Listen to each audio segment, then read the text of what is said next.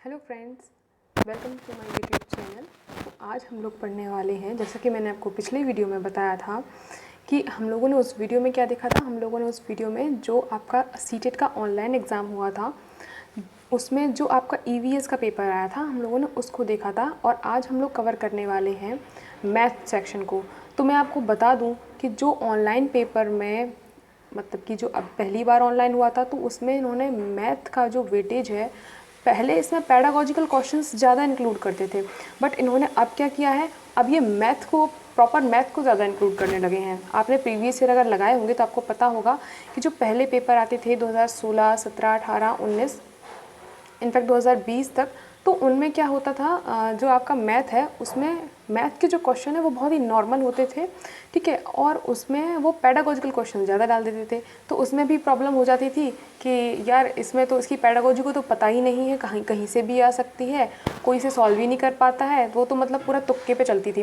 लेकिन अब क्या है, अब मैथ आपका स्कोरिंग हो गया है फ्रेंड्स, क्योंकि मैथ में अब वो एक्चुअल जो मैथ होती है, जो आपका जो जोड़ घटाना होता है ना, वो पूछने लगे हैं। यानी कि पैडागॉजिकल क्वेश्चंस जो हैं वो बहुत ही कम कर दिए गए हैं। तो आप अब क्या कर सकते हैं, बहुत अच्छा स्कोर कर सकते हैं। और मैथ भी इतनी हार्ड नहीं आती है। जिनको मैथ हार्ड लगती है तो उनके लिए मैं कह दूं, आप प्रॉपर से जो बेसिक्स होते हैं मैथ के, जो कुछ कुछ जैसे कि परसेंटेज है, कुछ आपका रीजनिंग से रिलेटेड क्वेश्चन हो जाते हैं, तो वो भी मैथ में ये लोग इंक्लूड कर देते हैं। तो ज़्यादा हार्ड मैथ नहीं आती है, इसीलिए मैंने इस पेपर को इसमें मैं आपको दिखा रही हूँ। हम लोग आज साथ में इस पेपर को सॉल्व करेंगे, जिससे कि आपको पता चलेगा कि आखिर में मैथ, जैसे कि आप ये देख सकते हैं, देखिए ये क्वेश्चन जो है वो देखने में काफ़ी खतरनाक लग रहा है। ये है बहुत ही इजी, लेकिन जिनकी मैथ कमज़ोर होती है, जो बायोलॉजी के बैकग्राउंड से हैं, जो लोग आर्ट साइड से हैं, तो उनको काफ़ी प्रॉब्लम्स आती है मैथ के क्वेश्चंस को सॉल्व करने में। तो इनमें ऐसा कुछ भी नहीं होता है, सिर्फ आपको समझ होनी चाहिए कि आपको आखिर में करना क्या है। तो चलिए दोस्तों, आज का ये वीडियो स्टार्ट करते हैं। अगर आप चैनल पर नए हैं तो इसे सब्सक्राइब कर लीजिएगा और वीडियो को लाइक कर दीजिएगा। तो चलिए स्टार्ट करते हैं। इसमें 30 क्वेश्चन रहेंगे और 30 मार्क्स के जो कि क्वेश्चन होंगे, ठीक है। इसमें पैडागॉजिकल भी क्वेश्चन है, सारी की सारी इंक्लूड किए गए हैं। ये वही पीडीएफ है जो आपकी एग्जैक्ट पेपर में आई थी इस बार के ऑनलाइन एग्ज़ाम में, ओके। और आपको पता है कि मैंने इस बार के ऑनलाइन एग्ज़ाम में 130 स्कोर किया था, जो कि बहुत ही अच्छा स्कोर माना जाता है, ओके फ्रेंड्स। कहाँ है हमारा फर्स्ट क्वेश्चन, चलिए हम इसको स्टार्ट कर देते हैं। यस, देखिए आप दोस्तों इस बात की चिंता मत कीजिएगा कि ये इंग्लिश में है या हिंदी में है, तो मैं उसको आपको समझाती चलूँगी जो भी इंग्लिश में हो। क्योंकि हुआ क्या है कि जो क्वेश्चन मैंने इंग्लिश में अटैम्प्ट किए थे वो क्वेश्चन इंग्लिश में ही पीडीएफ में आए हैं, और जिन क्वेश्चंस को मैंने हिंदी में अटैम्प्ट किया था वो हिंदी में आए हैं। तो आप उसके लिए परेशान मत होइए, ठीक है। देखिए पहला क्वेश्चन हमारा क्या कहता है, आई होप आप इसे देख पा रहे होंगे। नेशनल करिकुलम फ्रेमवर्क, एनसीएफ की बात कर रहा है। तो आप सभी ने एनसीएफ उसमें पढ़ा है, सीडीपी में पढ़ा है, और आपके ईवीएस में भी पढ़ा हुआ है। ये इसमें एनसीएफ की थीम, सब थीम, कई सारी चीज़ होती थी। तो एनसीएफ जो है वो बहुत ही कॉमन चीज़ है, तो उसी से पैडागॉजिकल क्वेश्चन पूछा गया। अब आपने ये पढ़ा तो नहीं होगा प्रॉपर, कि आपने इसे प्रॉपरली पढ़ा हो, है ना। तो आपको क्या होना चाहिए, आपको कंसेप्ट की क्लियरिटी होनी चाहिए, तभी आप इस तरह के क्वेश्चंस को अटेम्प्ट कर पाएंगे, ओके फ्रेंड्स। देखिए क्या कह रहा है क्वेश्चन हमारा, national curriculum framework emphasizes that school mathematics must be activity oriented. This is because, क्या कह रहा है क्वेश्चन ये कह रहा है कि एनसीएफ किस पर बल देता है, किस पर एम्फेसाइज करता है। सबसे ज़्यादा एनसीएफ एम्फेसाइज करता है जब आप मैथमेटिक्स को सिखाएं बच्चों को, तो आप एक्टिविटी बेस्ड सिखाएं, ठीक है। जैसे आप बोलें कि ये एक पेन है, अब मैं आपको एक पेन और दे देता हूँ, तो अब बताइए आपके पास कितने पेन हो गए। यानी कि आप एक्टिविटी करके बताएं बच्चों को। कई तरह से एक्टिविटी हो सकती हैं, आप सभी को पता होगा, ये मैं एक एग्जाम्पल के तौर पर बता रही हूँ। तो ऐसा वो क्यों करें, जिससे मतलब एक्टिविटी बेस्ड हमें क्यों सिखाना चाहिए। एनसीएफ जो कहता है कि आप मैथमेटिक्स को बच्चों को एक्टिविटी बेस्ड सिखाएं, तो क्यों, वाई। तो अब ऑप्शंस पढ़ लेते हैं। पहला ऑप्शन है हमारा, it helps students to develop skills to earn livelihood. क्या हम इसलिए एक्टिविटी बेस्ड सिखाएं जिससे कि बच्चे अपनी रोजी रोटी कमा सकें आगे चलकर। नेक्स्ट पढ़ते हैं option, it motivates students to solve meaningful problems in mathematics. देखिए जब भी आपको पॉजिटिव चीज़ मिलती है, यानी कि जिसमें बच्चों का विकास हो रहा है, वो सीख रहे हैं, उनकी ब्रेन स्टॉर्मिंग हो रही है, तो वो ऑप्शन आपका सबसे बेहतर होता है। और हम किसी भी कोई भी जो हम पढ़ाई करवाते हैं तो वो हमारी उस पढ़ाई को करवाने का पर्पज़ ये नहीं होता है कि बच्चा बस टेस्ट में अच्छे नंबर ले आए, अच्छे मार्क्स ले आए और उसके जीवन में कोई मूल्य ना रहे। नहीं, हमको ऐसी पढ़ाई करवानी है कि बच्चे की जो पढ़ाई है वो उसके नैतिक मूल्यों को बढ़ाए, और सिर्फ अभी ही नहीं बल्कि उसके जीवन में, उसके लाइफ में आगे चलकर भी वो पढ़ाई काम में आए। ठीक है, तो इस तरह से हमें उसको पढ़ाना है। तो यानी कि इसका ऑप्शन बी जो है वो बिल्कुल सही है। तो ऑप्शन बी मतलब फर्स्ट तो इसका गलत हो गया, तो ऑप्शन बी को मैं क्या कर देती हूँ, सही टिक कर देती हूँ। आगे पढ़ते हैं। It provides concrete experiences to understand abstract concepts in mathematics। देखिए बिल्कुल सही बात है। जब आप बच्चों को डायरेक्ट एक्सपोजर देते हैं, मान लीजिए आप फल लेके गए और आपको अगर भिन्न पढ़ानी है तो आप मान लीजिए एक सेब लेकर गए, उसको आपने 1/4 भाग उसका निकाल दिया, तो फिर आप उसमें बता रहे हैं कि ये भाग जो है वो 1 है और ये पूरा मतलब कि कितना हो जाएगा, 4 भाग में बांटना था तो ये हो जाएगा 1/4 हो जाएगा। आपने काफ़ी सारे सीखे होंगे इस तरह से। तो इससे क्या हो रहा है, बच्चे की जो लर्निंग है वो मीनिंगफुल हो रही है और बच्चा इस तरह की लर्निंग को काफ़ी समय तक याद रख पाएगा। ठीक है फ्रेंड्स, तो जिन चीज़ों को बच्चा देखता है, कॉन्क्रीट एक्सपीरियंस क्या होता है, कॉन्क्रीट मीन्स होता है मूर्त, यानी कि हम जिन चीज़ों को देख सकते हैं, छू सकते हैं, फील कर सकते हैं, वो हमारे जहन में ज़्यादा समय तक बनी रहती हैं। ओके फ्रेंड्स, तो यानी कि इसका ऑप्शन नंबर जो सी है वो भी सही हो जाएगा। चलिए ऑप्शन नंबर डी देख लेते हैं। It provides recreation time to children in primary classes. Okay, तो इसका सही ऑप्शन कौन सा हो जाएगा, बी और सी। और जो डी ऑप्शन है, recreation time to children in primary classes, यानी कि प्राइमरी क्लासेस में बच्चों को हम रिक्रिएट करने को कहते हैं। मतलब कि जो चीज़ बनी हुई है या हम उस चीज़ को कहते हैं कि आप इसे दोबारा से क्रिएट करो। तो ऐसा तो कुछ इसमें एनसीएफ बोलता नहीं है, आप लोगों ने पढ़ा होगा एनसीएफ यही 2 चीज़ों के बारे में बात करता है। तो इसका ऑप्शन बी और ऑप्शन सी सही आंसर हो जाएगा। ओके फ्रेंड्स, चलिए आगे बढ़ते हैं नेक्स्ट क्वेश्चन पर। किसी संख्या के गुणनखंड होते हैं संख्या के बराबर या उससे अधिक, संख्या के बराबर या उससे कम, संख्या से कम या संख्या के बराबर। तो आप सभी को पता होगा कि फैक्टर्स क्या होते हैं। देखिए जैसे कि हम मान लेते हैं हमें 6 के फैक्टर करने हैं, मान लीजिए हमें, हाँ ठीक है, 6 के फैक्टर करने हैं, तो हम क्या करेंगे, 2 गुणा 3, तो ये क्या हो जाएगा, 2 तिया 6। तो आप देख सकते हैं अगर हम इनका मल्टीप्लाई करें आपस में तो ये कितना आ रहा है, तो ये 6 आ रहा है। तो अगर हम थ्योरी के हिसाब से जाएँ तो ये क्या कह रहा है, संख्या के बराबर होंगे या उससे अधिक। देखिए संख्या के बराबर तो होगा लेकिन संख्या से अधिक बिल्कुल नहीं होगा। आप देख सकते हैं संख्या के बराबर पे जाके ये रुक जाता है। अब आप ये कह रहे हैं कि अधिक हो जाएगा, तो क्या इसमें हम 2 का मल्टीप्लाई और कर दें, 2 × 3 × 2, तो ये कितना हो जाएगा, 2 तिया 6 दूनी 12। तो ये संख्या उससे ज़्यादा हो जाएगी। तो क्या इसके उसके फैक्टर्स रहेंगे, बिल्कुल नहीं रहेंगे। तो यानी कि ये ऑप्शन नहीं हो सकता। तो ये फर्स्ट ऑप्शन क्या है, गलत है। इसमें क्या है, संख्या के बराबर या उससे कम, तो हाँ बिल्कुल संख्या के बराबर भी हो सकते हैं और संख्या के उससे कम भी हो सकते हैं। ठीक है, तो संख्या से कम तो बिल्कुल भी नहीं हो सकते। ठीक है, एक कंडीशन होती है कि इसमें बोल रहा है कि संख्या से कम, यानी कि एग्जैक्ट कम ही रहेंगे, कभी बढ़ेंगे नहीं, बराबर नहीं होंगे। तो ये ऑप्शन एक्सट्रीम में जा रही है, इसलिए ये ऑप्शन तो गलत हो गया। इसमें कह रहा है संख्या के बराबर हो जाएगा, तो संख्या के बराबर तो हो जाएगा बट कुछ केसेस ऐसे होंगे जिनमें संख्या से कम भी रहेगा। ठीक है, तो इसलिए इसका ऑप्शन सही कौन सा हो जाएगा। देखिए दोस्तों, अगर बात करें तो ये जो क्वेश्चन है थोड़ा सा ट्रिकी हो जाता है। अगर आप इसको अटेम्प्ट करने जाएंगे तो हो सकता है पॉसिबिलिटी कि आप गलत करेंगे कि आपने 6 लिखा है, कुछ भी नंबर लिखा है तो आप उसको करेंगे 2। ठीक है, उसमें कम की कोई पॉसिबिलिटी आपको दिख नहीं रही है तो आप ऑप्शन नंबर 4 के साथ जाएंगे। ठीक है, भी इसमें कि नहीं संख्या के बराबर तो ठीक है बट संख्या से तो कुछ ऐसा कॉन्सेप्ट बनता हो जिससे कि ये बोलते हैं संख्या से कम भी हो सकता है। तो ये इस नंबर के ऑप्शन के साथ गए थे। आगे बढ़ते हैं। देखिए मैथ में क्या करना है, ये स्कोरिंग तो है बट अब क्या है, जो कुछ पेडागोजिकल क्वेश्चन आ जाएंगे वो उसमें आप फंस जाएंगे। तो आपको क्या करना है, जो आपके स्टैटिक क्वेश्चन आ रहे हैं, मतलब मैथ से जो क्वेश्चन आ रहे हैं, प्रॉपर मैथ को सॉल्व करने वाले जो क्वेश्चन आ रहे हैं उनमें आपको अच्छे से अच्छे स्कोर करना है। और ये क्वेश्चंस जो है वो आपकी अंडरस्टैंडिंग पर जाएंगे और आपकी समझ पर जाएंगे कि आपकी कंसेप्चुअल क्लियरिटी क्या है और क्वेश्चन किस तरह का है। सबसे इंपॉर्टेंट चीज़ तो यही रहेगी कि क्वेश्चन खतरनाक है या किस लेवल का है, तो उस हिसाब से आपको अटैम्प्ट करना है। देखिए स्कोरिंग की बात करें तो स्कोरिंग सब्जेक्ट आपके रहते हैं, तो आपका रहेगा पेडागोजी में आप अच्छे से स्कोर कर सकते हैं, हिंदी में बहुत अच्छा स्कोर कर सकते हैं, पूरे सही कर सकते हैं, ईवीएस भी बहुत अच्छा स्कोरिंग रहता है, आप 25+ स्कोर कर सकते हैं। और बचती है फिर आपकी लैंग्वेज और आपका मैथ में अगर मैं अपने पर्सपेक्टिव से बताऊं तो जो क्वेश्चन सॉल्व करने वाले होते हैं मैथ में, वो अच्छे से उनमें आप नंबर स्कोर कर सकते हैं, उनको सही कर सकते हैं। पेडागोजिकल क्वेश्चन जितने ज़्यादा आएंगे आप उसमें फंस जाएंगे, ठीक है। तो और इंग्लिश आपने लिया है, संस्कृत ली है, तो उसमें भी आपके अच्छे स्कोर आ सकते हैं, ठीक है, क्योंकि उसका कंटेंट फिक्स होता है। इंग्लिश का कंटेंट तो बिल्कुल ही फिक्स होता है, उसमें यही चीज़ें हैं, वही बार बार रिपीट हो जाती हैं, वही उसी में से थोड़ा सा अगर वो लेवल को बढ़ाती है तो उसी में से आप उसको कवर कर पाते हैं, ठीक है। संस्कृत के केस में थोड़ा सा मामला बिगड़ सकता है। चलिए ओके, तो आई होप आपने इस क्वेश्चन का आंसर समझ लिया होगा। इसमें बोला क्या है कि which one of the following is not a problem solving strategy. ठीक है, प्रॉब्लम सॉल्विंग स्ट्रेटजी कौन सी नहीं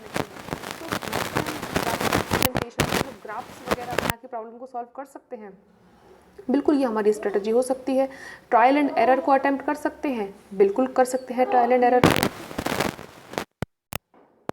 हाँ, तो ट्रायल एंड एरर थ्योरी भी हो सकती है, बच्चा पहले गलत करेगा क्वेश्चन को, ठीक है, फिर बाद में उसको सही तक पहुंचा देगा, ठीक है। इसके बाद सॉल्विंग बैकवर्ड्स, मतलब हम रिवर्स अगर क्वेश्चन को सॉल्व करते हैं तो भी ये स्ट्रेटजी हमारी बन सकती है, ठीक है। तो ये स्ट्रेटजी बिल्कुल हमारी बन सकती है। मान लीजिए हमने किसी संख्या में से 6 में से हमने 3 को माइनस किया तो कितना आ रहा है, 3 आ रहा है। अब हम क्या करेंगे, रिवर्स सॉल्व करेंगे तो 3+3 कर देंगे तो फिर से हमारा क्या आ जाएगा, 6 आ जाएगा। तो इस तरह से हम रिवर्स सॉल्व कर सकते हैं क्वेश्चन को। देखिए रोट मेमोराइजेशन, रटने का काम तो फिर मैथ में कुछ होता ही नहीं, आप कितना रट सकते हैं, नहीं रट सकते आप सब चीज़ें, तो ये फॉर्मूला बेस्ड होती है, ठीक है। तो चलिए आगे बढ़ते हैं। क्वेश्चन नंबर 4 हमारा क्या कह रहा है, a class 5 student is able to classify 2-dimensional shape category based on their properties according to Van Heel's theory of geometrical development. She is at level of geometrical reasoning. देखिए van heels का जो concept है वो उसमें से question हमेशा पूछा जाता है, वो आपको अच्छे से रट के जाना, अच्छे से तैयार करके जाना है, ठीक है। तो इसमें क्या हो जाएगा, मैं आपको बता दूं इसमें क्या है, to Hiele's theory of geometrical development. ठीक है, ज्योमेट्रिकल डेवलपमेंट जब आता है तो वो किस स्टेज में आता है, तो जो आप उसको आपने पढ़ा होगा तो आपको समझ में आ जाएगा कि ये एनालिसिस ऑप्शन सही हो जाएगा उस हिसाब से, ठीक है फ्रेंड्स। आगे बढ़ जाते हैं। देखिए अब इस क्वेश्चन को देखिए, आप इस क्वेश्चन को देख कर थोड़ा सा घबरा सकते, काफ़ी लेंदी है और उसको पढ़ने में ही आपका बहुत टाइम जा सकता है। देखिए एक गणित के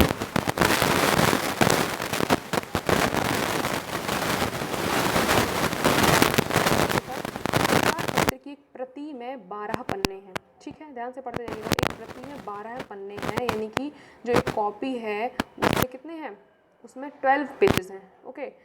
हर रोज़ 10,500 प्रतियाँ छपती हैं, कितने कुल पन्ने हर रोज़ छपते हैं। तो एक छात्र से ये क्वेश्चन पूछा गया तो एक छात्र ने उत्तर दिया 1,25,000 से लेकर 1,30,000 के बीच रहेंगे। तो आपको बताना है कि निम्नलिखित में से कौन सा कथन उपयुक्त के संदर्भ में सही है, यानी कि जो उसने आंसर दिया है बच्चे ने वो सही है या नहीं है। तो देख सकते हैं अनुमान रोज़मर्रा के गणित में इस्तेमाल होता है, अतः शिक्षक को छात्र के अनुमानित उत्तर के लगभग सटीक होने की प्रशंसा करनी चाहिए। तो आप देख सकते हैं अगर आप इसको मल्टीप्लाई करेंगे तो लगभग आंसर जो है वो इसके बीच में ही कहीं पे लाई करेगा। तो एग्जैक्ट उत्तर भले ही नहीं दे रहा है बट वो कह रहा है कि हाँ ऐसा हो सकता है कि 1,25,000 से 1,30,000 के बीच में प्रतियाँ रह सकती हैं। तो आप क्या चाहेंगे, आप बच्चे को एकदम गलत तो साबित नहीं कर देंगे, क्योंकि बच्चे ने प्रयास किया है, कोशिश की है, तो आप उस कोशिश को क्या करेंगे, उसका मोरल डाउन नहीं करेंगे, बल्कि आप कहेंगे वेरी गुड बेटा आपने अच्छा किया, आप आगे और ट्राई कीजिए, ठीक है। तो यही इसमें लिखा है कि यानी कि ये गणित भी क्या है, रोज़मर्रा की ज़िंदगी में इस्तेमाल हो रहा है, बिल्कुल हो रहा है इस्तेमाल। और शिक्षक क्या करेंगे, छात्र के अनुमानित उत्तर को लगभग सटीक के, हाँ आप लगभग सटीक हैं, पूरे सटीक नहीं है लेकिन आप लगभग सटीक हैं, तो ठीक है, ये उस ऑप्शन के साथ हम जा सकते हैं। इसके बाद और जो ऑप्शन दिए गए हैं, शिक्षक को छात्र को गलत उत्तर देने के लिए हतोत्साहित कह देना चाहिए अरे तुम तो गधे हो, तुम्हें तो कुछ नहीं आता, तुमने इतना सिंपल सा नहीं क्वेश्चन बता पाया, ऐसा हम नहीं करेंगे, ठीक है। तो ये ऑप्शन गलत हो जाएगा। शिक्षक को छात्र के जवाब को नज़रअंदाज कर देना चाहिए, बिल्कुल भी नहीं करना चाहिए। नज़रअंदाज तो आप कर ही नहीं सकते हैं, बच्चा कुछ भी कर रहा है, बच्चा कुछ तो सीख रहा है, गलत बता रहा है तो फिर भी कुछ सीख रहा है ना। अगर आज वो गलत कर रहा है तो कल वो सही भी करेगा, बस आपके डायरेक्शन की ज़रूरत है। तो हम इस थ्योरी पे काम करते हैं, ठीक है। ये जो मैं बोल रही हूँ ये एक कंसेप्ट को डेवलप करता है आपके माइंड में, आप इसको सुनिए अच्छे से, आपको समझ में आएगा। क्वेश्चंस को आप जितना अटैम्प्ट करेंगे, ऑप्शंस को जितना एलिमिनेट करेंगे, उतना ही अच्छा आपका एक्सपीरियंस हो जाएगा, ठीक है। क्योंकि क्वेश्चंस तो चेंज होके आएगा और आपकी कंसेप्चुअल क्लैरिटी जब अच्छी होगी तभी आप उसको अटैम्प्ट कर पाएंगे। और ऑप्शन नंबर 4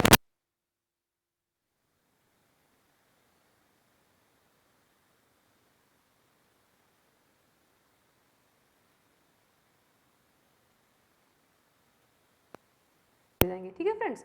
तो इसका आंसर हो जाएगा ऑप्शन नंबर 1। चलिए आगे बढ़ते हैं। एनसीएफ बहुत ही इंपॉर्टेंट टॉपिक है, इससे फिर से क्वेश्चन आ गया है। एनसीएफ क्या बोलता है, निम्नलिखित में से कौन सा कथन गणित सिखाने के संदर्भ में कक्षा के भावी परिवेश की परिकल्पना को निरूपित करता है। ठीक है, हमें मैथ सिखाना है बच्चों को, तो हम कैसा एनवायरनमेंट बच्चों को देंगे। तो पहला ऑप्शन कहता है कि छात्र समूहों में काम कर रहे हैं, वास्तविक जीवन की परिस्थितियों के साथ संबंध जोड़ते हुए प्रश्नों को हल करने के लिए विभिन्न रणनीतियाँ खोज रहे हैं, यानी कि विभिन्न स्ट्रेटजीज बना रहे हैं। तो हाँ, हम इस ऑप्शन के साथ जा सकते हैं कि बच्चे जो हैं वो साथ में काम करते हैं, साथ में काम करके सीख रहे हैं, ठीक है, और बहुत सारी नई नई स्ट्रेटजीज़ को भी बना रहे हैं। तो बिल्कुल हम इसके साथ जा सकते हैं। ऑप्शन नंबर बी देख लेते हैं। छात्र पाठ्य पुस्तक के अभ्यासों को हल कर रहे हैं जो शिक्षक द्वारा किए गए उदाहरणों पर आधारित है। टीचर ने क्या किया है, ये पहले ज़माने में हुआ करता था, टीचर ने क्या किया है, एग्जाम्पल सॉल्व करा दिए। अब वो उसने बच्चों से कह दिया कि ऐसा करो, ये जो पूरी एक्सरसाइज है ये ऐसे ही क्वेश्चन है इसमें, तो आप इसको अपने आप से लगा लो। तो ये थोड़ा सा नेगेटिव साइड में चला जाता है, तो इसको हम अभी रहने देते हैं। आगे पढ़ेंगे। शिक्षक अधिगम की प्रक्रिया पर मनन कर रहे हैं और गलतियों को अधिगम के अवसरों के तौर पर देख रहे हैं। बिल्कुल, मैंने अभी क्या बताया आपको, मैंने बताया कि बच्चे गलतियां कर रहे हैं, बच्चे गलतियां करेंगे, लेकिन हमें क्या चाहिए, हम उन गलतियों को सुधारें और बच्चे क्या करेंगे और अच्छा करेंगे। ट्रायल एंड एरर थ्योरी पर चलता है, ठीक है। तो इसका ऑप्शन नंबर ए और ऑप्शन नंबर सी सही हो जाएगा। और इसमें नकल करना तो ये तो बिल्कुल ही गलत हो जाएगा, हाँ ठीक है, ये तो छपाई हो गई एक तरह से, यहाँ से देखा वहाँ पे छाप दिया, तो ये तो करेंगे नहीं, ठीक है। तो ऑप्शन नंबर ए और सी, बहुत ईजी सा क्वेश्चन था, दिखने में काफ़ी खतरनाक लग रहा था। आई होप आप इसे अटैम्प्ट कर पाए होंगे। देखिए, अब आप समझिए कि इस बार का जो सीटेट ऑनलाइन एग्ज़ाम था वो कठिन क्यों बताया जा रहा है, क्यों डिफ़िकल्ट बताया जा रहा है और बच्चों के नंबर इतने कम क्यों आ रहे हैं। तो रीज़न यही है कि आप देख सकते हैं पेडागोजी क्वेश्चन को कितना भयानक लग रहा है, भयानक है। और आपने अगर ज़रा सा भी समझने में गलती कर दी तो आपके 5 मिनट तो जाएंगे, साथ में क्वेश्चन भी चला जाएगा। इसीलिए ध्यान से पढ़िए। देखिए, गणित की अपनी शब्दों और चिन्हों की भाषा है, ठीक है, सबको पता है कि गणित तो अपनी ही लैंग्वेज रखता है, कहाँ plus minus multiply is equal to, है ना, तो ये सब अलग चलता है उसमें, जो छात्रों की दैनिक भाषा से बहुत दूर है। दिए गए कथन के संदर्भ में निम्नलिखित में से कौन सा अति उपयुक्त है। तो ये जो बात कही गई है, गणित की अपनी शब्दों और चिन्हों की भाषा है जो दैनिक भाषा से बहुत दूर है, ठीक है, तो इसमें कौन सा सबसे उपयुक्त रहेगा आप बताइए। देखिए, पहला जो ऑप्शन है वो उसमें जा रहा है, गणित की भाषा को सीखने में विद्यार्थियों की सहायता हेतु शिक्षक को केवल गणित में इबारती प्रश्नों को हल करने पर बल देना चाहिए। एक चीज़ आप याद रखेंगे, जहाँ भी ओनली दिख जाए, केवल दिख जाए, तो उस ऑप्शन को आप क्रॉस कर देंगे, क्योंकि वो ऑप्शन कभी आपका सही नहीं हो सकता, ठीक है, क्योंकि एक्सट्रीम में आंसर हम कभी नहीं देते हैं। अब आता है दूसरा, शिक्षक को गणितीय समस्याओं को, तो शिक्षक को क्या करना चाहिए, गणितीय समस्याओं को संदर्भित करना चाहिए और गणित को विद्यार्थियों के जीवन अनुभवों का भाग बनाना चाहिए। बिल्कुल, शिक्षक, एक अच्छा शिक्षक क्या कर सकता है, वो जो मैथ की प्रॉब्लम्स हैं उनको, उनकी कंसेप्ट्स को क्लियर करेगा और बच्चों के जो है वो दैनिक जीवन से उनको जोड़ेगा। देखिए, स्मरण कराने की बात आई तो हम रटवाएंगे तो बिल्कुल ही नहीं, और इसमें भी वही बोला गया कि सूत्रों को आप रटवा दीजिए, तो ये भी बिल्कुल सही नहीं होगा। तो आप सीधे से सीधे ऑप्शन नंबर 2 के साथ आसानी से जा सकते थे। ओके फ्रेंड्स, तो इसका सही आंसर हो जाएगा ऑप्शन नंबर 2। चलिए आगे बढ़ जाते हैं। राकेश और सानिया आपस में चर्चा कर रहे हैं। राकेश कहता है त्रिज्या व्यास की दुगनी होती है और सानिया कहती है कि त्रिज्या व्यास की आधी होती है। तो अब आप बताइए कि त्रिज्या और व्यास में रिलेशन क्या होता है, बताइए मुझे। देखिए, त्रिज्या में क्या होता है, तो आप सभी को पता है कि जो आपकी रेडियस होती है, देखिए मैं आपको डायग्राम से बताती हूँ, एक सेकेंड।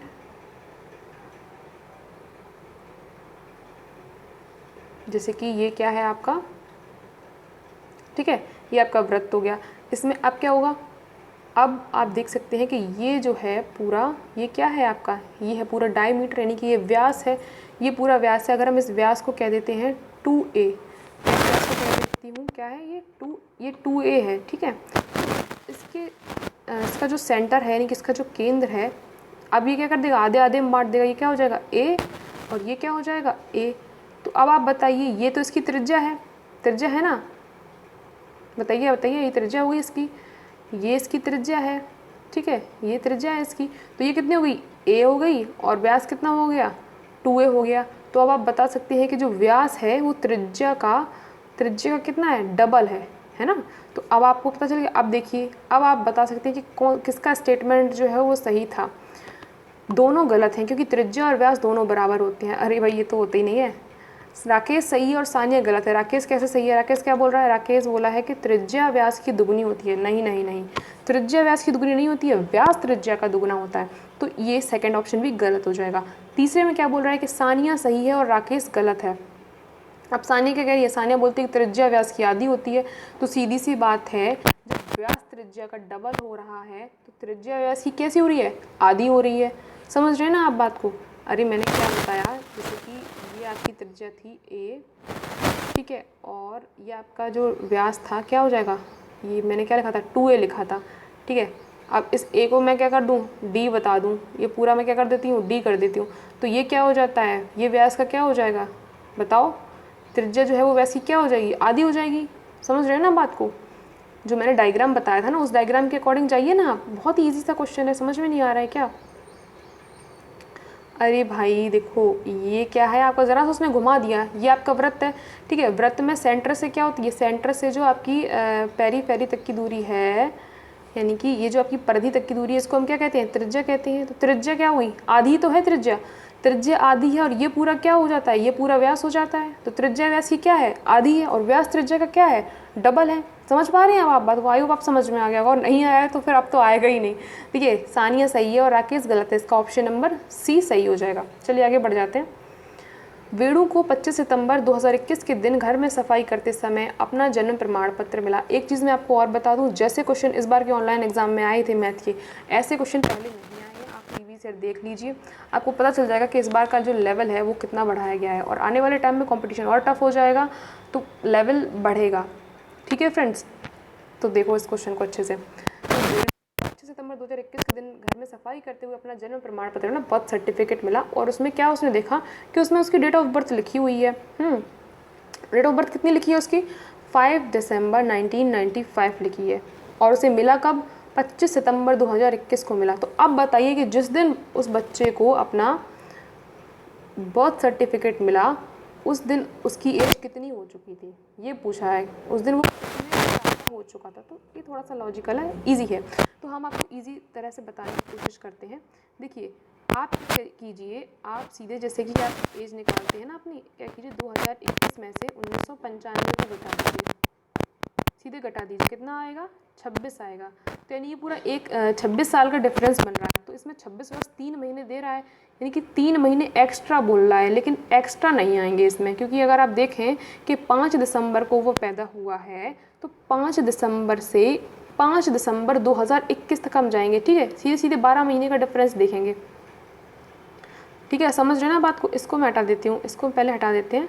ठीक है, अब आप बताइए, तो ये 5 दिसंबर से 5 दिसंबर 2021 तक का रिकॉर्ड देखेंगे हम, कितना, 5 दिसंबर 2021।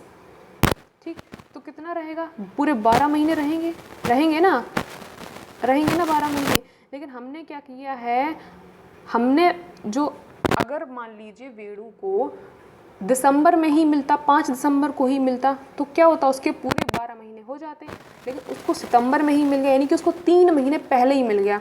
समझ रहे ना, 3-3.5 महीने उसको पहले ही मिल गया।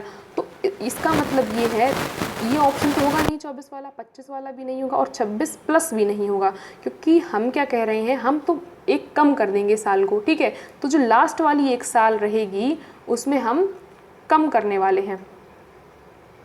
आप समझ रहे हैं ना मेरी बात को। ठीक है, तो 1995 से 2021 तक कितनी साल हो रही थी, 26।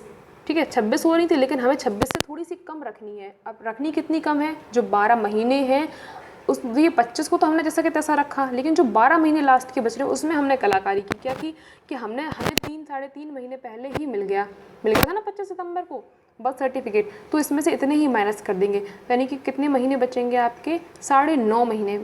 ठीक है, तो उम्र कितनी हो गई है 25 वर्ष 9.5 महीने। अगर ये 3 महीने बाद मिला होता, 5 दिसंबर को ही मिला होता, तो हम पूरे 26 साल के हो गए होते। आप समझ पा रहे हैं ना मैं क्या कह रही हूँ? थोड़ा सा इसमें दिमाग लगाने की ज़रूरत है, तब समझ में आएगा। चलिए आगे बढ़ते हैं इस क्वेश्चन के आगे।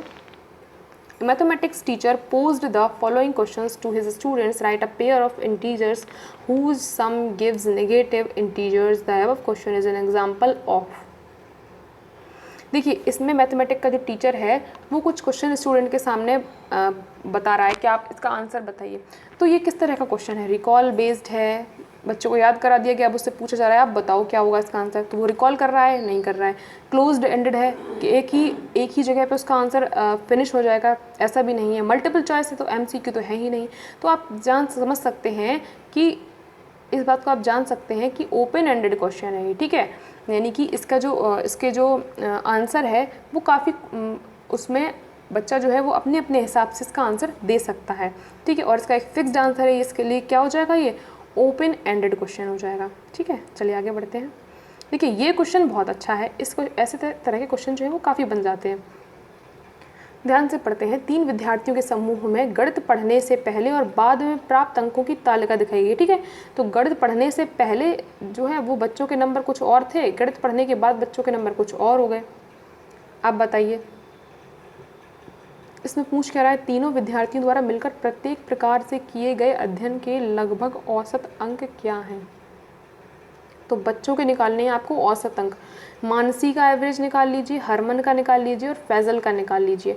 ठीक है, बच्चों ने जो पढ़ाई की है उसका हमें क्या निकालना है? एवरेज निकालना है। अब हम किसी एक को ले लेते हैं, हम जैसे कि मान लीजिए हरमन को ले लेते हैं, तो हरमन का कितना जा रहा है? एक सेकंड, क्या बोल रहा है? तीनों विद्यार्थियों द्वारा मिलकर प्रत्येक प्रकार से किए गए अध्ययन के लगभग औसत अंक क्या क्या रहेंगे? तो दोस्तों आप इसमें क्या करेंगे, आप पहले इन तीनों को, हमें एवरेज निकालना है ना, तो पहले आप इन तीनों को ऐड करेंगे। ठीक है, इन तीनों को ऐड करने पर कितना आएगा? देखिए 7 और 3 10 और 4 14, तो मैं यहाँ लिख देती हूँ कितना आएगा? 14 का 4 और हासिल 1 आ जाएगी। ठीक है, और आप जोड़ दीजिए 6 दूनी 12, 6 तिया 18, कितना हो जाएगा टोटल? 18। ठीक है, अब इसमें क्या करना है, हम 3 से इसमें डिवाइड कर देंगे, तो कितना आ जाएगा?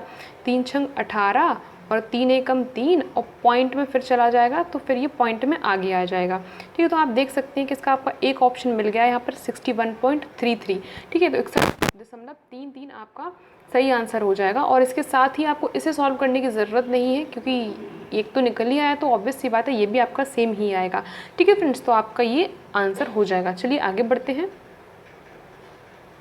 क्वेश्चन बहुत ही ज़्यादा सिंपल था, बस आपको समझना था कि आखिर में आपको औसत निकालना किसका है। ठीक है फ्रेंड्स, चलिए आगे बढ़ते हैं।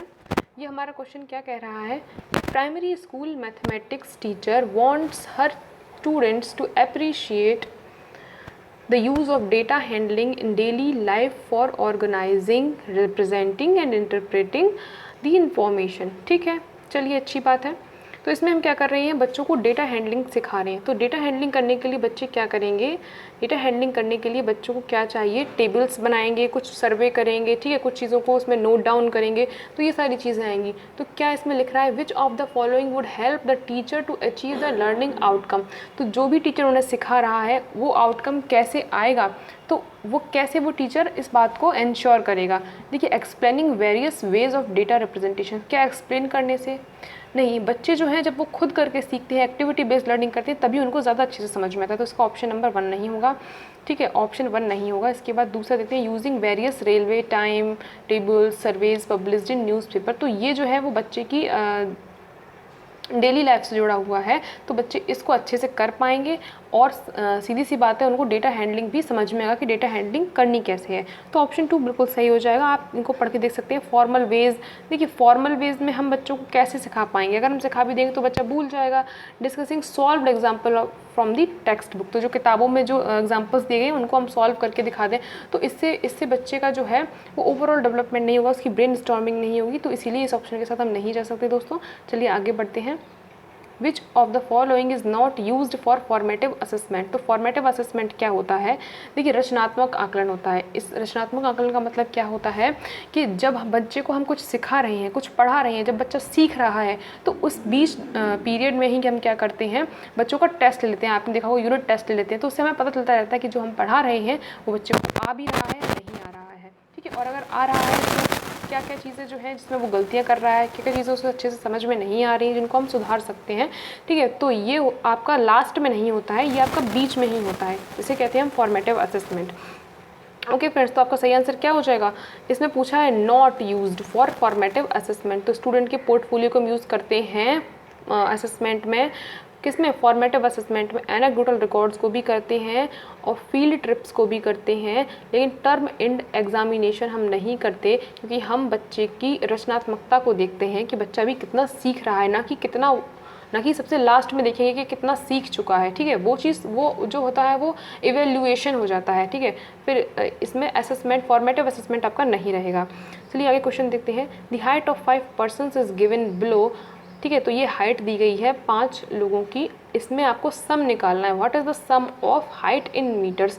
तो आप क्या करेंगे, मीटर में सम पूछा गया है तो आप या तो सेंटीमीटर से मीटर में चेंज कर लीजिए, या आप सब सेंटीमीटर में दिए गए हैं तो आप इन सभी को ऐड कर लीजिए। आप क्या कीजिए, इन सबको ऐड करिए, ठीक है, सबको ऐड करिए, और जो भी आता है फिर उसी के अकॉर्डिंग क्या करेंगे आप, उसको आप क्या कर लेंगे, मीटर में चेंज कर देंगे, ठीक है। तो इसका जो सही आंसर आ जाएगा वो आपका क्वेश्चन नंबर 4 आ जाएगा, ठीक है। ये बहुत ही ईजी है, इसमें कुछ करना ही नहीं है आपको, ठीक है। रीड द फॉलोइंग स्टेटमेंट्स, इस स्टेटमेंट को पढ़िए, पेडागोजिकल क्वेश्चन आ गया है। In mathematics from concrete objects we abstract set of natural numbers, in this set we include 0 and get a set of whole numbers. We include negative numbers in this set to get a set of integers. To integers we add positive and negative fractions to get a set of rational numbers. The above statement reflects this. तो आप समझ पा रहे होंगे, इसमें आप देखो मैं बताऊं होता क्या है कि जब आप एक्चुअल में एग्ज़ाम में बैठे होते हैं तो वो प्रेशर इतना हाई होता है कि आप इतने बड़े क्वेश्चन को पढ़ते हैं तो वो आपके ऊपर से निकल जाता है, और समझने की कोशिश करते हैं तो आपके 5 मिनट चले जाते हैं, और 5 मिनट क्या, एक एक सेकंड जो है वो बहुत ही ज़्यादा प्रीशियस रहता है फ्रेंड्स। तो इसमें क्या बोला गया है मैं आपको बताऊं, देखिए आपने अगर नंबर्स को अच्छे से पढ़ा है तो आप इसे समझ पाए होंगे। इसमें क्या होता है, हम एक एक चीज़ इसमें ऐड करते जा रहे हैं, जैसे कि जो नेचुरल नंबर्स हैं वो आपकी होती हैं 1 2 3 4, ठीक है, एंड इनफाइनाइट तक। अगर हम उसमें 0 ऐड कर देते हैं तो क्या हो जाती है वो, आप उसे ओरली समझिए, मैं इसे बता देती हूँ। जैसे कि मान लीजिए आपके 1 2 3 4 ये नंबर दिए गए हैं एंड शो ऑन, तो ये आपके कौन से नंबर हो जाते हैं, नेचुरल नंबर्स हो जाते हैं। अगर मैं इसमें 0 इंक्लूड कर दूंगी तो ये कौन से नंबर हो जाएंगे, होल नंबर्स हो जाएंगे, ठीक है। इसमें लिखा है होल नंबर्स, ठीक है। वी इंक्लूड नेगेटिव नंबर्स, अगर हम इसमें नेगेटिव नंबर्स इंक्लूड कर देते हैं -1 -2, तो हम क्या करते हैं, इंटीजर्स के सेट को गेन कर लेते हैं। तो ये क्या बन जाता है, तो ये बन जाता है एक पूरा सेट ऑफ इंटीजर्स, क्या बन जाएगा, सेट ऑफ इंटीजर्स बन जाएगा, ठीक है। अब हम इसमें क्या करेंगे, पॉजिटिव और नेगेटिव फ्रैक्शंस अगर हम ऐड कर देंगे, फ्रैक्शन जैसे हमने इसमें -1/2 ऐड कर दिया, ठीक है, और हमने इसमें +1/2 ऐड कर दिया, हम इसमें फ्रैक्शन ऐड करते जा रहे हैं इसमें, तो ये सेट्स जो है वो क्या बन जाता है, तो ये आपके रेशनल नंबर्स बन जाते हैं। तो ये क्या कह रहा है, अब आप इसके ऑप्शन पढ़ लीजिए। Linear arrangement of concepts in mathematics का ये मैथमेटिक्स में लीनियर अरेंजमेंट यानी कि इसमें लाइन से हम इसमें लगाते जा रहे हैं, नहीं। Concepts in mathematics move from abstract to concrete, तो क्या हम इसमें जो कॉन्सेप्ट है वो एब्स्ट्रैक्ट से कॉन्क्रीट की तरफ जा रहे हैं, ऐसा तो कुछ है ही नहीं कि यार अभी तो हम इसमें जो चीज़ों को देख रहे हैं, छू रहे हैं, और बाद में हम उसको सोच रहे हैं कि यार ऐसा कैसे हो सकता है, तो यहाँ पे तो ये बात बिल्कुल है ही नहीं। हम देखते हैं concrete nature of concept in mathematics, ठीक है। और उसके बाद आपका 4th ऑप्शन क्या कह रहा है, हायरार्किकल नेचर ऑफ मैथमेटिक्स। देखिए कॉन्क्रीट नेचर, कॉन्क्रीट वाली तो इसमें कहीं बात हो ही नहीं रही है, तो सीधी सी बात इसमें हायरार्की बताई जा रही है, एक सोपानी की बताई जा रही है कि पहले क्या होगा, पहले हमने नेचुरल नंबर्स लिए, फिर हमने उसमें जब 0 ऐड कर दिया तो वो क्या बन गए, तो वो होल नंबर्स बन गए। फिर जब हमने उसमें क्या किया, सेट ऑफ इंटीजर्स ऐड कर दिए, माइनस और प्लस ऐड कर दिए, तो वो सेट ऑफ इंटीजर्स बन जाते हैं। जब हमने उसमें पॉजिटिव और नेगेटिव फ्रैक्शंस को ऐड कर दिया तो वो क्या बन जाएंगे, तो वो आपके क्या बन जाएंगे, रेशनल नंबर्स बन जाएंगे। तो ये एक हायरार्की चलती है, ठीक है। तो आई होप आपको एक क्वेश्चन समझ में आ गया होगा। देखिए इन क्वेश्चन को समझने के लिए आपको कुछ नहीं करना, ये जो क्वेश्चन नंबर 16 है इनको क्या समझना है, इसमें जोड़ा घटाया खत्म काम, ठीक है। इस तरह के क्वेश्चन को कुछ नहीं करना है। लेकिन जो पेडागोजिकल क्वेश्चन आते हैं अगर आपने उसमें स्कोर कर लिया तो आप और जो लोग हैं ना उनकी भीड़ से आप आगे चले जाते हैं, ठीक है दोस्तों। तो देखिए इसको इसमें कुछ भी नहीं है, इसमें क्या करना है, आपको पैटर्न को समझना है और उसी के पैटर्न के अकॉर्डिंग आपको इसका आंसर देना है। तो इसमें कुछ भी नहीं, देखिए 1 + 3 हो गया 4, और फिर जब हम इसमें क्या किया, हमने 5 ऐड कर दिया, यानी कि हमने इसमें ऑड नंबर ऐड किया है, तो कितना हो जाएगा 9। फिर हमने इसके आगे और एक ऐड किया 7, 7 भी क्या है, ऑड नंबर है, तो फिर इसमें क्या हो गया, हमने उसका सबको जोड़ दिया। तो आप देख रहे होंगे ऐसे ही करके हम क्या कर रहे हैं, हायरार्की में ऐड करते जा रहे हैं। तो एक हायरार्की ऐसी आई होगी जिसमें हमने 11, 13, 15, 17 इन सभी को ऐड कर दिया। तो आपको इसमें कुछ करना ही नहीं है, आप क्या करेंगे, आपने ऊपर के पैटर्न को ऑब्जर्व किया और जो नीचे वाला था इसमें आपने क्या कर दिया, सबको ऐड कर दिया। जब आप सभी को ऐड कर देंगे तो कितना हो जाएगा, 81 हो जाएगा। ओके फ्रेंड्स, तो ये बहुत ही ईजी सा क्वेश्चन था, इसमें कुछ भी नहीं था। चलिए आगे बढ़ते हैं। क्वेश्चन सभी बहुत सारे हैं, आप ध्यान से पढ़िए। देखिए इसमें क्या है, दोनों 6 के स्थानीय मानों का गुणनफल निकालना है। तो उसमें दो जो 6 दिए गए, एक तो इसमें ये 6 हो गया, एक इसमें ये 6 हो गया। तो आप देख सकते हैं कि पहले का क्या हो जाएगा 60, दूसरे का क्या हो जाएगा 1 2 3। तो यानी कि आपको क्या करना है, इनका मल्टीप्लाई कर देना है। तो क्या हो जाएगा 6 का 36 और 4 0 इसमें आ जाएंगी। तो यानी कि आपका सही आंसर कौन सा हो जाएगा, ऑप्शन नंबर 4 हो जाएगा। चलिए आगे बढ़ते हैं।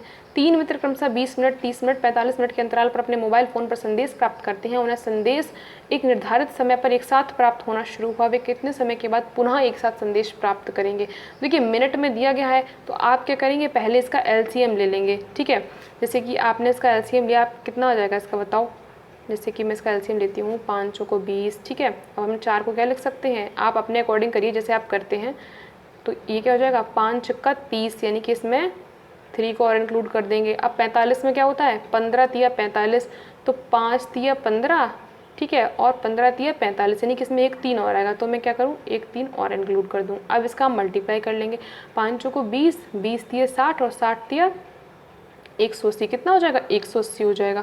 तो ये 180 किस में आ गए, मिनट में आ गए। अब हमें इसको घंटे में बनाना है, तो हम क्या करेंगे 60 से इसमें डिवाइड कर देंगे। तो कितना आ जाएगा 6 तिया 18, तो कितने घंटे आ जाएंगे, 3 घंटे आ जाएंगे इसका आंसर। ठीक है, बहुत ईजी सा क्वेश्चन था, बस इसमें आपको लासा लेना था।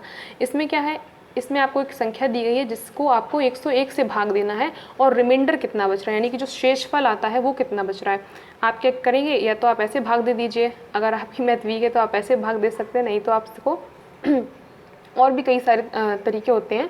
ठीक है, रिमाइंडर थ्योरम से भी आप इसको निकाल सकते हैं। तो इसका जो है आप भाग देंगे तो इजी से इसका जो शेषफल है वो 12 आ जाएगा। इसके लिए आपको परेशान होने की ज़रूरत नहीं है। देखिए इस क्वेश्चन को देखते हैं दोस्तों। Which of the following groups of letter have both horizontal and vertical lines of symmetry. देखिए सिमेट्री से रिलेटेड क्वेश्चन आते हैं, उसमें शायद 2 क्वेश्चन आए हुए हैं, आप अभी देखिएगा। तो इसमें क्या है, हमें क्या देखना है, सिमेट्री किस में है। तो सिमेट्री क्या होती है, थोड़ा सा मैं आपको बता देती हूँ। जैसे कि मान लीजिए एक्स है, तो हमने अगर बीच में से इसमें से लाइन खींची तो जो यहाँ पर है फिगर वही फिगर यहाँ पर है, तो ये सिमेट्री हो गई। ठीक है, तो आप देख सकते हैं जैसे कि एच है, अगर हमने एच को बीच से ऐसे काटा तो जो सिमेट्री लेफ्ट में है वही सिमेट्री राइट में है। जैसे कि ओ है, ओ को हमने बीच से काटा तो जो सिमेट्री यहाँ पर है वही सिमेट्री यहाँ पर है। अब बी है, अगर हमने बी को बीच से काटा तो क्या जो सिमेट्री लेफ्ट में है वही सिमेट्री राइट में है, बिल्कुल नहीं है। तो आपको समझ में आ गया सिमेट्री के हिसाब से इसका सही आंसर क्या हो जाएगा, बताइए। बोथ पूछी गई है, हॉरिजॉन्टल और वर्टिकल लाइंस ऑफ सिमेट्री, यानी कि किस इन नंबर्स को आपको क्या करना है, ऐसे बीच से काट के देखना है। तो यानी कि जो ऊपर भी सेम रहे, नीचे भी सेम रहे, लेफ्ट में भी सेम रहे और राइट में भी सेम रहे, तो इसका एक ही ऑप्शन बन रहा है। ठीक है, आई होप आपको समझ में आ गया होगा। चलिए आगे चलते हैं। ऐसे ही इसमें सिमेट्री के ऊपर बताया गया है, इसमें क्या बोला गया है कि जो इंग्लिश लेटर्स दिए गए हैं उनमें आपको एंगल्स बताने हैं, किस किस नंबर में क्या बन रहा है, एंगल बन रहे हैं। तो आप सभी में एंगल्स को बना के देखिएगा, आपको समझ में आ जाएगा किस में इसका जो एंगल है किस में बन रहा है। अरीबा एक लड़की है, finds angles in various English letters and numerical digits in which of the following groups she will only find right angles। ठीक है, क्या इसमें राइट एंगल की बात हो रही है, यानी कि ऐसा कौन सा फिगर जिसमें राइट एंगल बन रहा है, यानी कि यहाँ पर 90 डिग्री। तो आप समझ पा रहे होंगे जिसमें 90 डिग्री बन रहा है वो आपका ऑप्शन नंबर 2 है। बाकी का आप इसमें अच्छे से समझ सकते हैं। ठीक है दोस्तों, इसमें क्वेश्चन नंबर आपका 22 क्या कह रहा है कि इसमें दिया गया है 1729 is called the Ramanujan number because it is the smallest number expressible as the sum of two cubes in two different ways। तो ये नंबर कैसे आया है, जो 2 डिफरेंट नंबर्स हैं उनका क्यूब किया है। ठीक है, यानी कि हमने इसका 1 का क्यूब किया, जैसे कि इसका ऑप्शन है इसको बता देती हूँ जल्दी से। देखिए आप समझ लीजिएगा, इसको 1 का क्यूब किया है मैंने, 1 आया है, और इसमें हमने 12 का क्यूब किया है तो कितना आता है 1728 आता है। जब आप इन दोनों को ऐड करेंगे तो 1729 नंबर आपको अचीव हो जाएगा। ऐसे ही आपको सारे ऑप्शंस में करके देखना था। ठीक है, यानी कि आप इसको भी टेस्ट करेंगे, जो 10 और 9 दिया गया इस सेट को भी आप देखेंगे कि 1729 आ रहा है, तो आपका यही ऑप्शन सही हो जाएगा। चलिए आगे बढ़ते हैं। Which of the following strategies is most appropriate to introduce the concept of fractions in primary classes. हमें प्राइमरी क्लासेस में बच्चों को पढ़ाना है फ्रैक्शंस, तो हम कौन सी मेथड अप्लाई करेंगे? Writing the fraction in the form of P upon Q where Q does not equal to 0, हम डायरेक्ट उसको लिख देंगे ब्लैक बोर्ड पर, ठीक है, ब्लैक बोर्ड पर लिख देंगे? नहीं, ब्लैक बोर्ड पर लिख के बस बच्चे को बता दिया कि ऐसा ऐसा होता है, वो क्या समझेगा P अपॉन Q क्या है? कुछ तो समझाओ उसे, दैनिक जीवन से उसके रिलेटेड जोड़ो। क्या है? Asking the students right 10 similar examples of fractions, ये भी इतना सही नहीं है, ठीक है। इसमें क्या है? रिप्रेजेंट द फ्रैक्शन, नहीं। इसमें हम क्या करेंगे? पेपर फोल्डिंग एक्टिविटीज़, हम एक्टिविटीज़ करा के बच्चे को सिखाएंगे, तब बच्चा अच्छे से सीख पाएगा। तो ऑप्शन नंबर 4 हो जाएगा इसका राइट आंसर।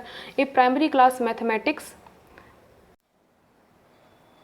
तो फ्रेंड्स, इसमें काफ़ी क्वेश्चन आपके और बच रहे हैं और आपका पेडागोजी के भी 10 क्वेश्चन बचे हुए थे, तो मैं सोच रही हूँ उसके लिए एक अलग से वीडियो बनाऊंगी और उसमें ही इन सारे क्वेश्चंस को इंक्लूड करूँगी। आपको आज का वीडियो कैसा लगा कमेंट में ज़रूर बताइएगा, ठीक है। और जुड़े रहिए चैनल के साथ, वीडियो को लाइक कर दीजिए, शेयर कर दीजिए और चैनल को सब्सक्राइब कर लीजिए। ओके फ्रेंड्स, मिलते हैं जल्दी नेक्स्ट वीडियो में। Bye bye and take care.